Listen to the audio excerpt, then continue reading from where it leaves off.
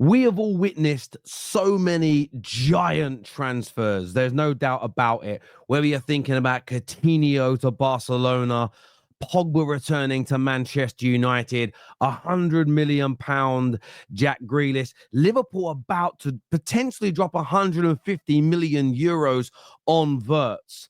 These are all massive deals. These are all huge and involving Premier League teams, of course. But what I have just got off the phone speaking to one of the world's leading agents about is going to blow your mind. This is the biggest deal in English football history. It's going to blow your minds.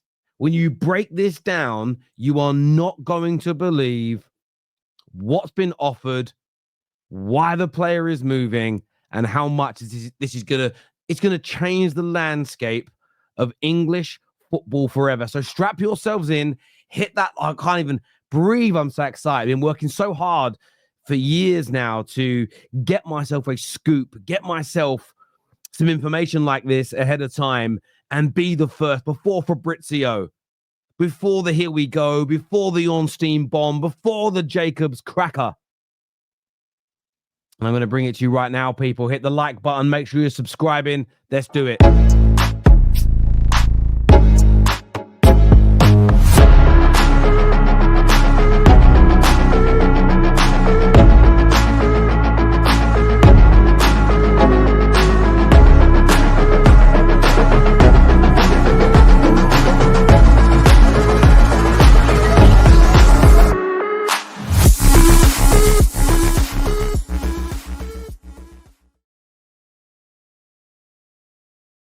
Welcome back, everybody, to the Football Terrace. Now, I need to break this deal down to you. This deal is gargantuan. Now, we've already seen some interesting moves transpire so far over the course of this summer transfer window, but this is crazy.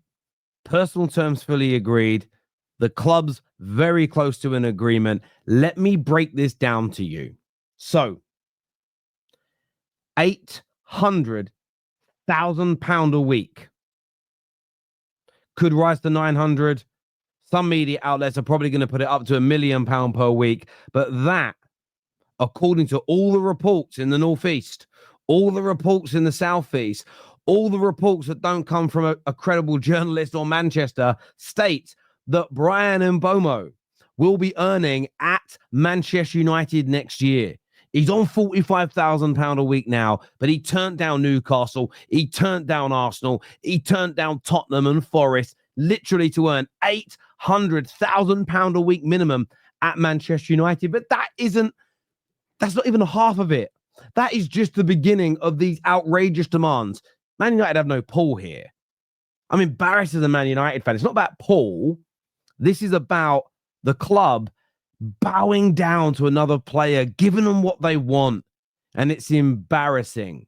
So not only is it £800,000 a week, he will have his own personal dressing room with gold-plated lockers. Gold-plated lockers.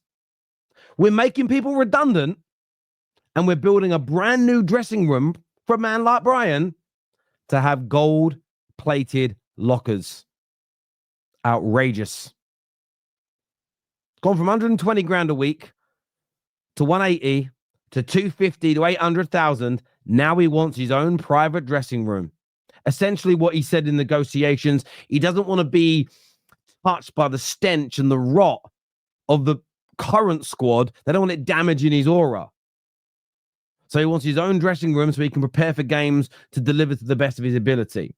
The next thing, this is just, I wrote this down. He is going to have, now get your heads around this, strap yourselves in. He will have a lifetime supply of croissants made in Paris, flown in daily. Every day, fresh croissants from Paris, flown in to Carrington for him to consume at his leisure, they said. His leisure, not even at breakfast. He can just stop training, eat a croissant, break up the drills, say, excuse me, Ruben, The croissants are here. Walk away and munch on one. Liberties. Liberties. Now, this is the one for me. How's Bruno gonna? Bruno has turned down generational talent for this. Listen. He gets the captain's armband even when he's on the bench. First time in English football history, a player will be on the bench, if he indeed is on the bench, and he'll be wearing the armband over his tracksuit. This club, we never learn. This is crazy. He will also have, and I hope the second part of this ain't true because it will break my heart.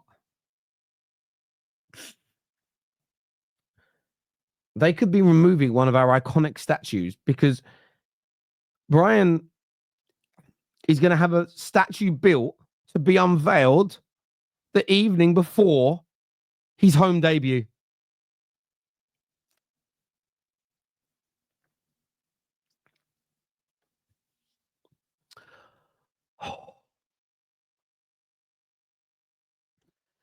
There's a few other small bits. He's going to be in charge of the club's Spotify playlist, so he gets to pick all the music in the changing room before, during, and after games. Fair enough. I can warrant that. Old Trafford is going to be named after him. They said it's going to be named Stade de Mbomo. So no more Old Trafford. The stadium is being named after him as well. And look, I just wish that Man United had real pull. I wish that players wanted to come to this club to play football and not just to exploit us, take our money, retire essentially. And I'm just flabbergasted today. A player wanted, or at the very least inquired about, by 3 teams trying to win the Champions League. One of them's also trying to win the Premier League.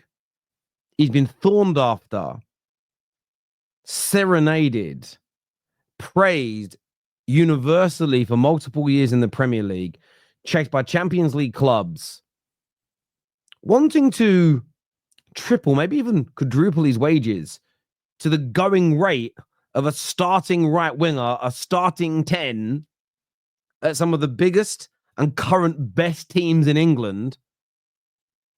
I'm just flabbergasted that he would ask for the going rate. I'm flabbergasted that's suddenly seen as a negative in this game. I can't believe it.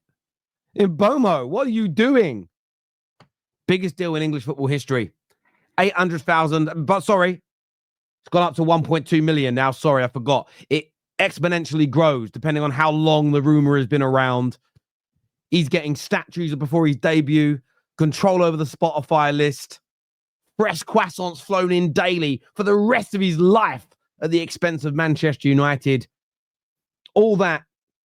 And look, his own personal dressing room too. I mean, that one takes the biscuit. How are the other players going to feel? Might have to build 24 of them now. Give me your thoughts. Give me your feelings in the comments section below.